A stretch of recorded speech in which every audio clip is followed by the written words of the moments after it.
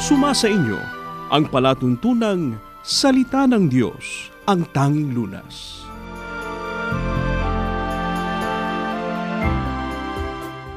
Magandang araw po sa inyong lahat, mga mahal po naming taga-subaybay. Kumusta na po kayo? Pinakahangad po namin na kayo pong lahat, saan mang dako kayo naruroon ngayon, ay nasa mabuti pong kalagayan. Minsan pa inaanyayahan namin kayo na samahan po ninyo kami sa gagawin nating pagtalakay dito po sa palatuntunang ito. Ako po ang kapatid na Wally Taray. Ako naman po ang kapatid na Vincent Valdez.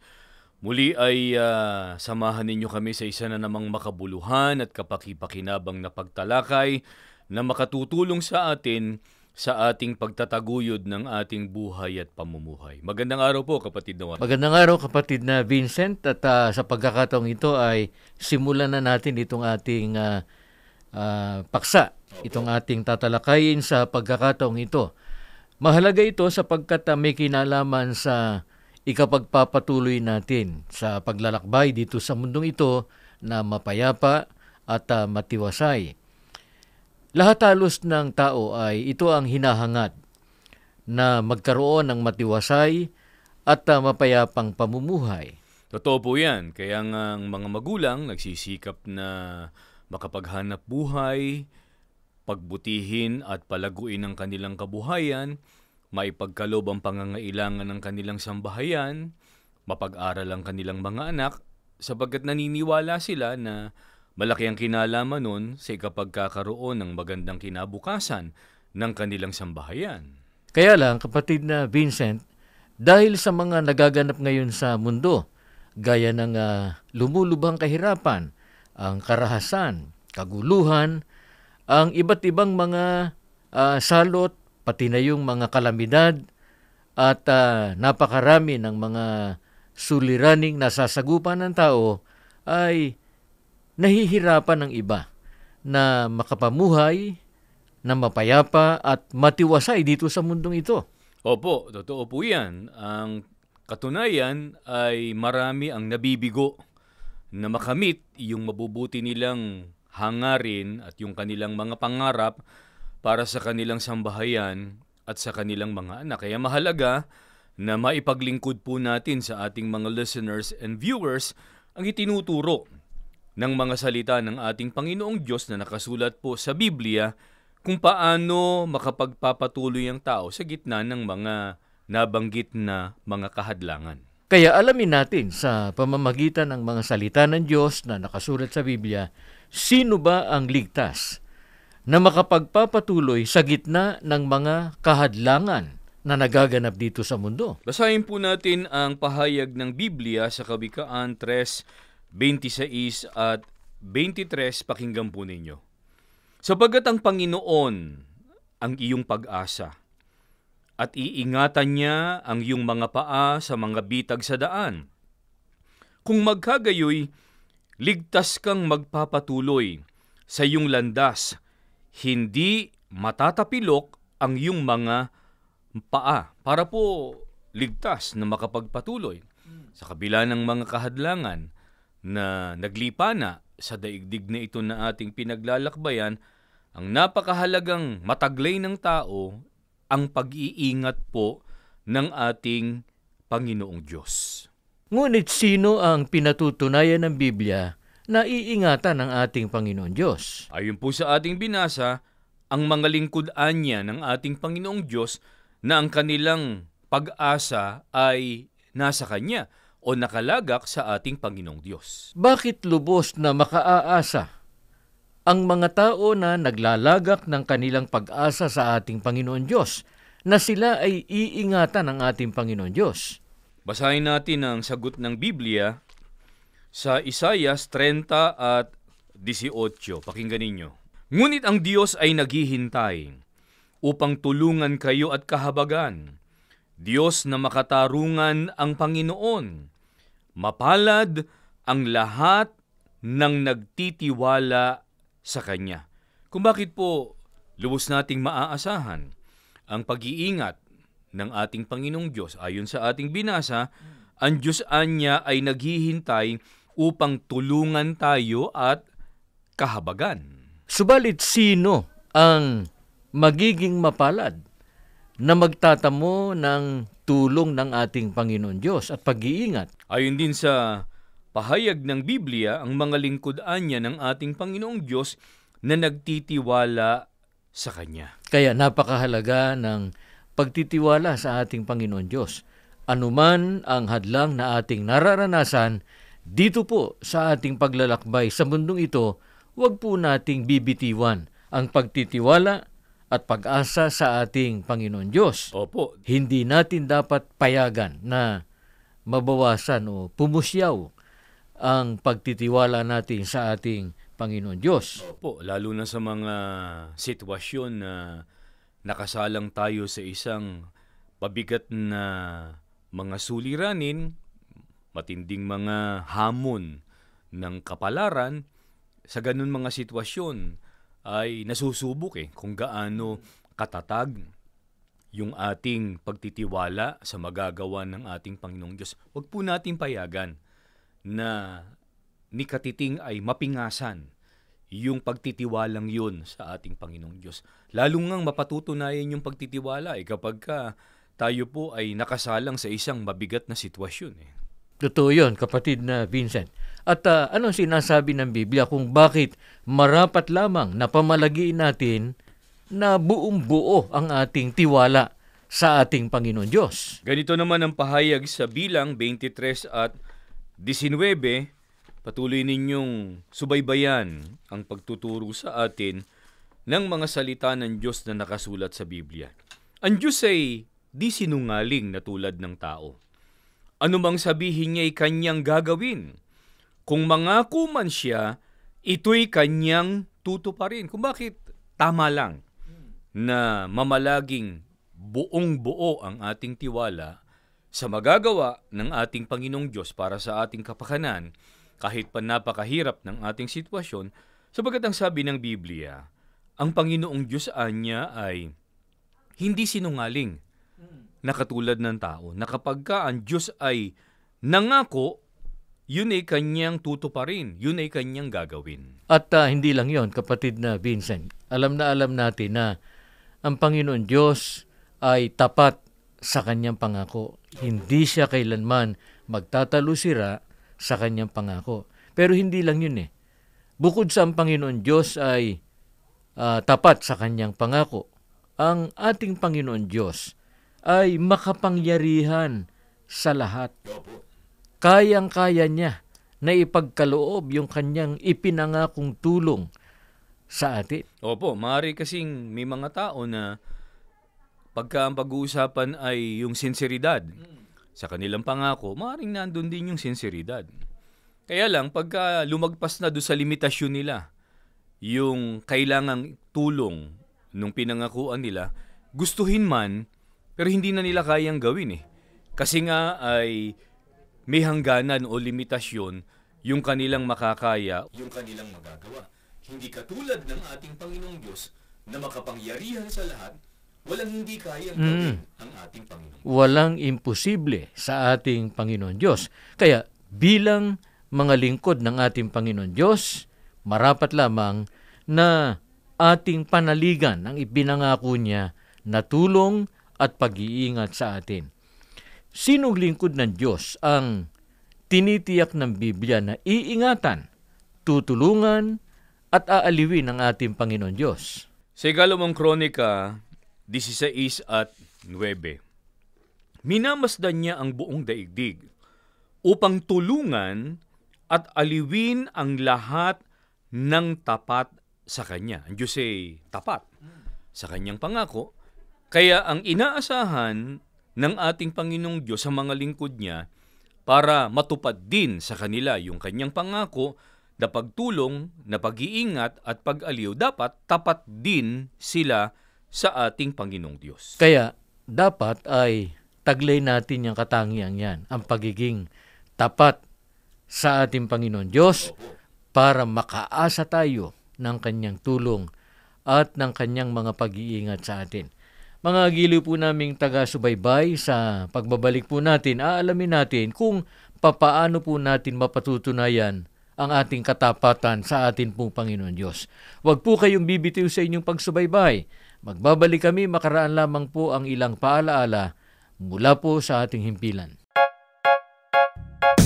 Nakikinig kayo sa Iglesia ni Cristo Radio, DZEM 954, ang tinig ng katotohanan.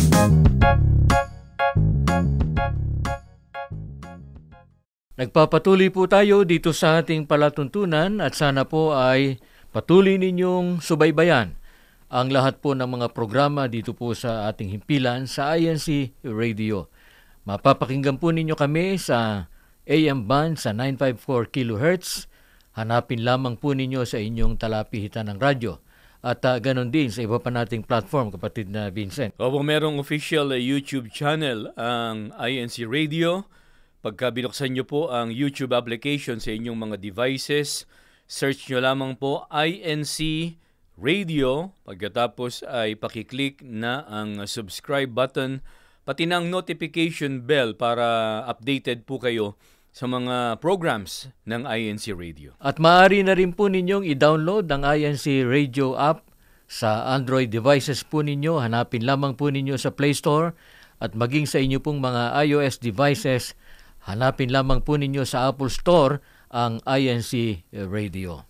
Kanina po ay atin pong narinig ang pagtuturo ng Biblia tungkol sa pangakong tulong at pag-iingat ng Diyos sa mga lingkod niyang tapat. Kaya napakahalaga na mataglay po natin ang katangiang ito. Alamin po naman natin ngayon paano natin patutunayan ang ating katapatan sa ating Panginoon Diyos. Ganito naman ang pahayag ng Biblia sa awit 119, 8 at 5. Ang lahat ng iyong utos ay sisikapin kong sundin. Huwag mo akong iiwanan, huwag mo akong lilisanin. Gayon ako umaasang magiging tapat. Susundin ang iyong utos, susundin ng buong ingat. Ang tapat na lingkod ng ating Panginoong Diyos, sinisikap na masunod ang lahat ng mga utos ng ating Panginoong Diyos. Sa makatwid, hindi namimili.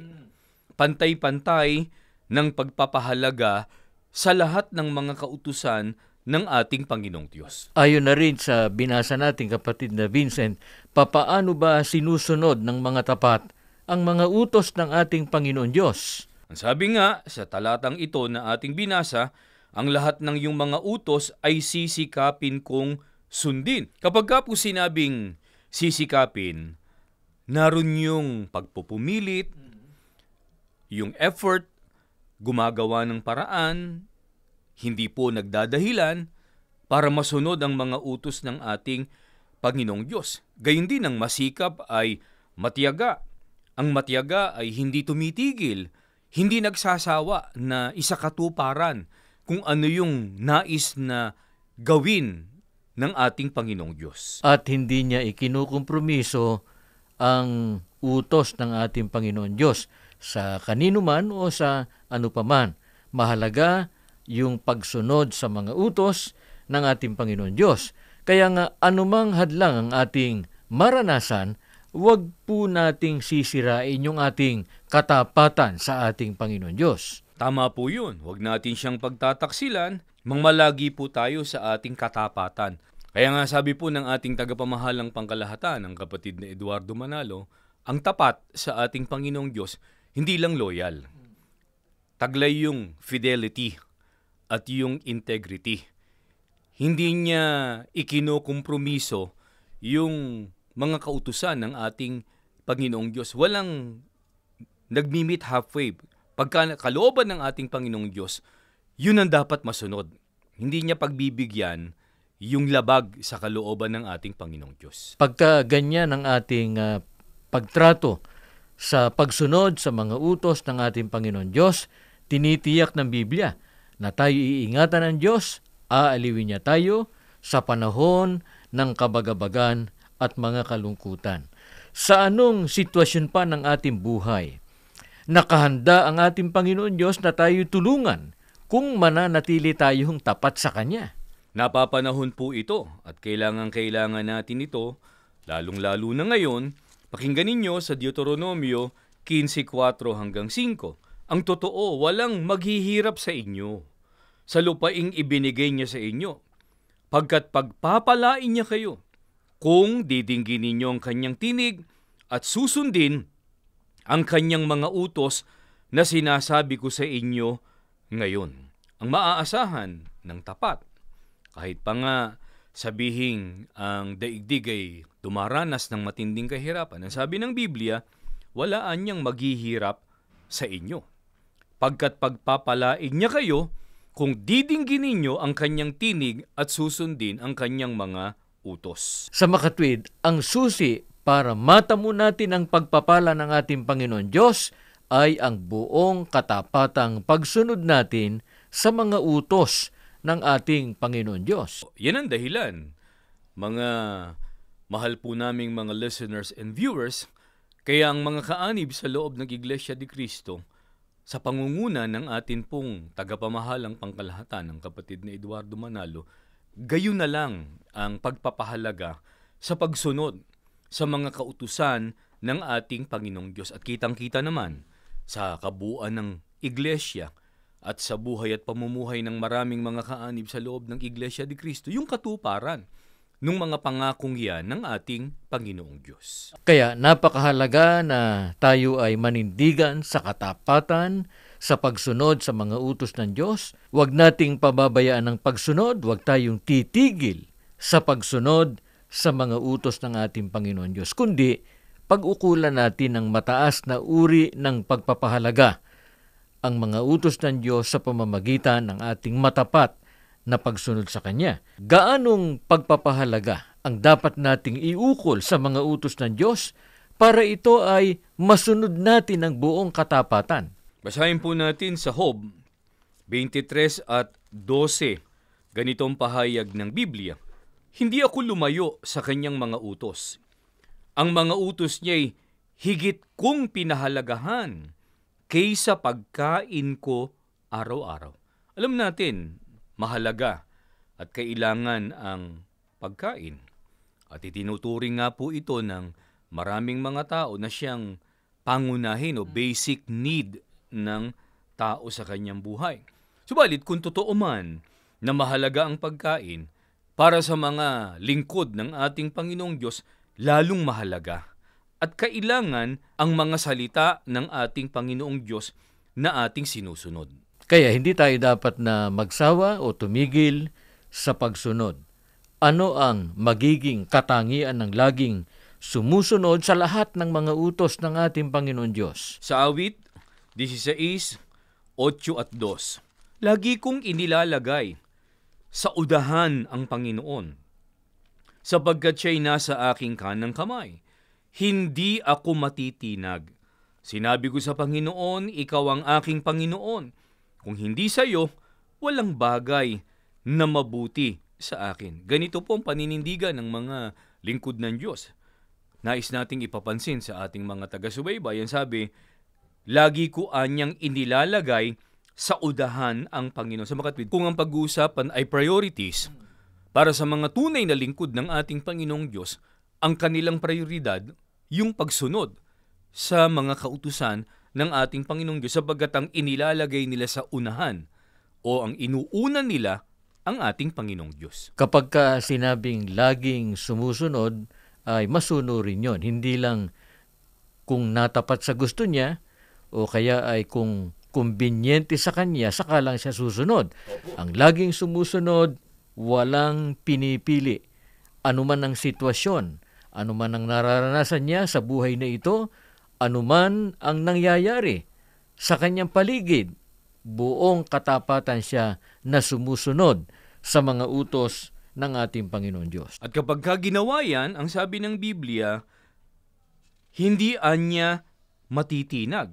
Makatwid ay magiging matatag. Pagka ang Diyos ang lagi nating ipinagpauna sa ating buhay, ipinagpauna ang pagsunod sa kanyang mga kautusan, hindi lamang tayo magiging matatag sa pananampalataya, kundi tatamasahin pa natin yung mga pagpapala at biyaya ng ating Panginoong Diyos. Kaya sa lahat po ng mga sumusubaybay Sa mga hindi pa po namin kasama sa loob ng Iglesia ni Cristo, inaanyayahan po namin kayo na patuloy kayong magsuri sa mga aral na sinasampalatayanan ng Iglesia ni Cristo. Sana po ay makapiling namin kayo sa marapat na pagsunod sa mga utos ng ating pong Panginoon Diyos. At sa lahat po ng mga kapatid na sumusubaybay, mamalagi po tayo sa katapatan sa pagsunod sa mga utos ng Diyos upang manatili ang paglingap, ang pag-iingat at pagtulong sa atin ng ating pong Panginoon Diyos. Maraming salamat po sa inyong ginawang pagsubaybay. Inaanyayahan po namin kayo sa isang panalangin sa atin pong Panginoon Diyos.